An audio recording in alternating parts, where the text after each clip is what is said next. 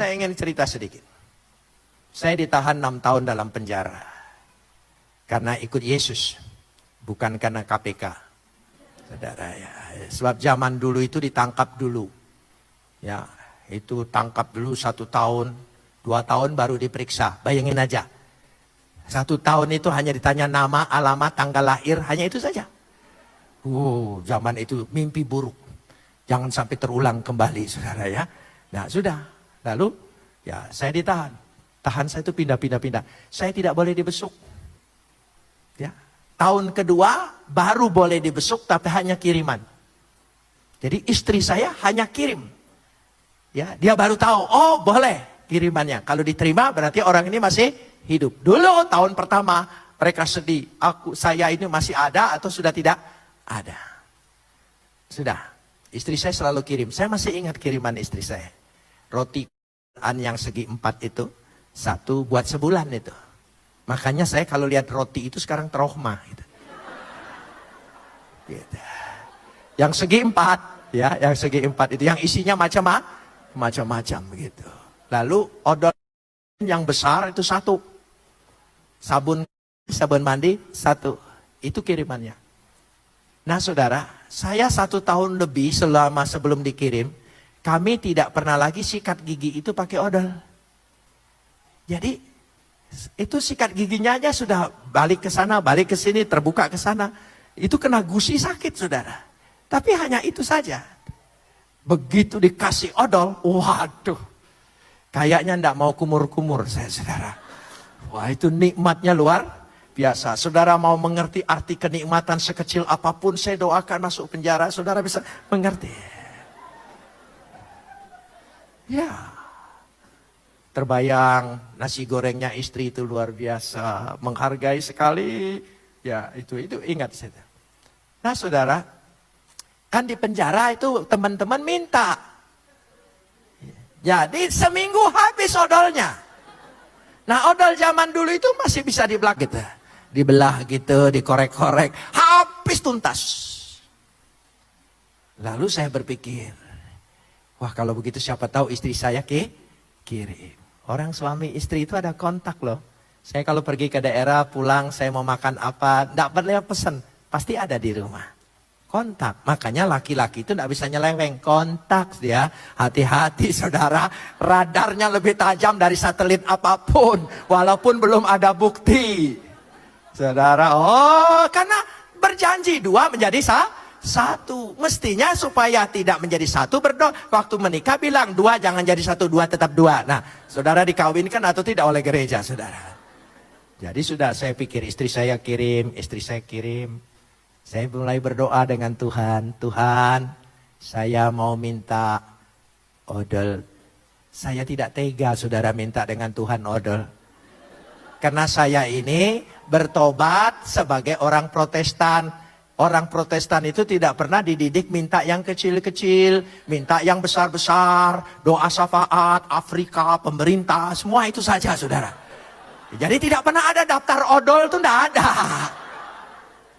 Gitu. Sementara saya perlu odol. Jadi saya pikir siapa tahu istri saya teringat kirim. Nah waktu besuk jam 9 pagi sampai jam 2 siang. Saya kasih tahu supaya siapa nanti punya pengalaman gitu ya. Jadi setiap kali ada panggilan kiriman, saya imani. Nama saya ada. Sampai jam 2, enggak ada. Dari jam 2 sampai jam 5, saya masih punya harapan. Karena saya di penjara Kalisosok, itu di sebelahnya kantor Kejaksaan Negeri. Saya punya teman dari Jakarta ini, seorang pengacara yang cukup terkenal. Kalau pergi ke Surabaya, selalu titip uang. Yaitu Adenan Buyung Nasution. Ya, selalu dia titip uang ke jaksa di situ untuk saya. Jadi dari jam 2 sampai jam 5 saya berdoa. Bang Buyung kirim, Bang Buyung kirim, Bang Buyung kirim. Sampai jam 5, kami sudah suruh mandi semua. Masuk kamar, apel, dikunci. Ya, dikunci, lalu saya penjaga mulai apel. Nah, sekamar itu 3 orang. Jadi saya kepala kamar. Itu gunanya kalau ditahan lebih lama. Jadi kepala, saudara ya. Jadi kalau ditahan itu jangan sebentar-sebentar. Jadi lama, jadi kepala. Gitu. Jadi saya ditanya, berapa? 3 lengkap. Oke, sudah. Begitu saja terus. Sudah doa malam, doa sore, saya sudah di situ doa, Tuhan, saya tahu Engkau sibuk. Jadi tidak mungkin hanya ngurusin odol. Jam 7 malam pintu kamar saya dibuka. Ada orang yang baru ditangkap masuk. Dia lirik sana, lirik sini. Di antara kami bertiga. Ternyata muka saya lebih tidak kriminal kali. Jadi dia deketin saya. Kok boleh enggak saya tidur di sini? Oh boleh. Saya pinjemin tikar. Saya pinjemin batal. Saya banyak tikar warisan dari yang bebas-bebas itu. Ya, gunanya ditahan lebih lama dapat warisan.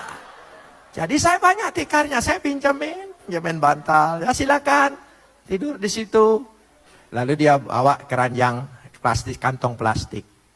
Lalu dia titip kok katanya. Sebab orang baru takut dia apa-apain. Jadi dia titip. Saya buka kantong plastik, isinya odol. Tidak tanggung-tanggung, 10 odol. Saya sampai kaget, kok ini odol semua? Oh ya, dia juga kaget. W punya toko, waktu W ditangkap, W gugup. Dia pikir masukin sabun, masukin apa, ternyata masukin odol semua.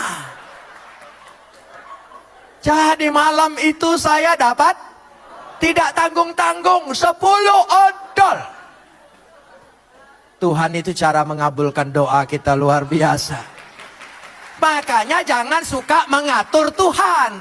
Sebab Tuhan punya jalan di luar pikiran kita. Nggak pernah terpikirkan. Yang dipikirkan istri, yang dipikirkan Bang Buyung. Nggak, lewat semua. Ada jalan lain. Ada jalan lain. Apa jalan lain itu? Dia lewat situ. Ya sudah, saya senang. Sikat gigi tidak boleh pinjam. Ya sudah, saya dapat 10. Nyamanlah saya saudara ya. Nah sudah. Besok pagi dia di Bon, diperiksa jam 9.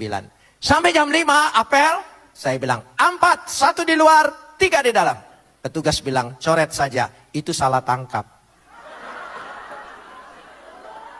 Rupanya dia hanya untuk kirim odol.